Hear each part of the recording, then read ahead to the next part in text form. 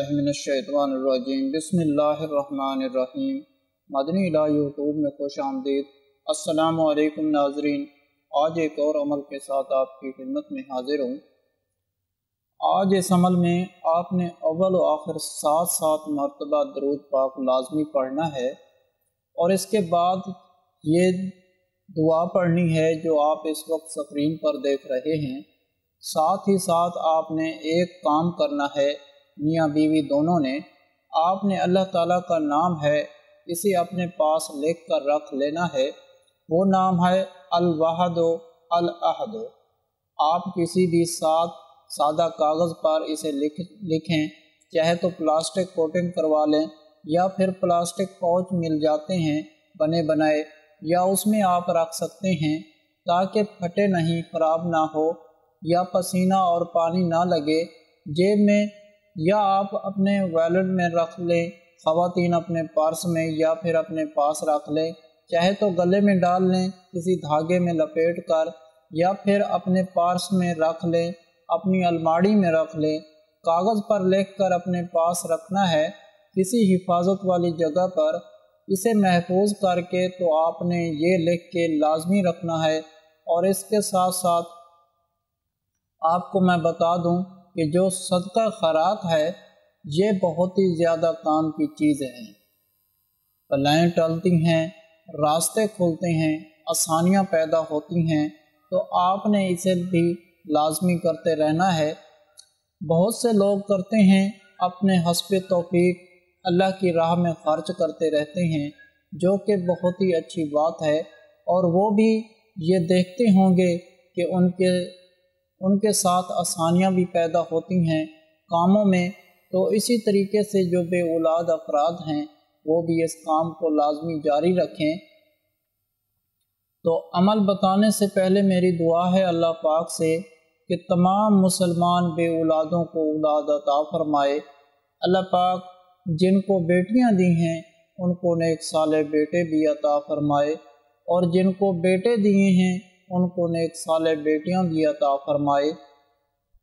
اللہ پاک اپنے پیارے حبیب حضرت محمد صلی اللہ علیہ وآلہ وسلم کے صدقے سے تمام مسلمان بے اولادوں کو نیک اولاد عطا فرمائے۔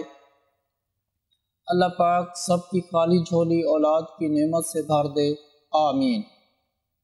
آپ سب بھی کمنٹ میں ایک مرتبہ آمین ضرور لکھ دیں، کیا پتہ کس کی آمین کس کے لیے قبول ہو جائے، اور اللہ پاک آپ کی دعا کو قبول کر لیں۔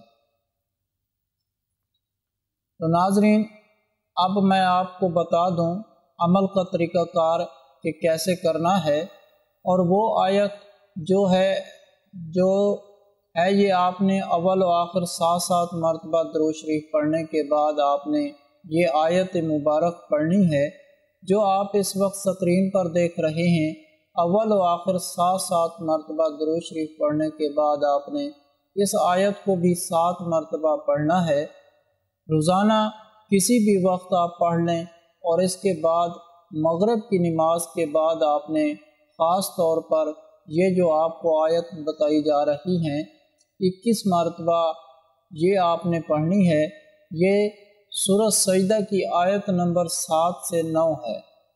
آپ نے 7 نمبر، 8 نمبر اور 9 نمبر آیت کو، یعنی ان آیات کو آپ نے 21 مرتبہ پڑھنا ہے۔ مغرب کی نماز کے بعد آپ نے انہیں پڑھ لینا ہے۔ انشاءاللہ تعالی اللہ پاک آپ کو اولاد کی نعمت سے لازمی نوازیں گے۔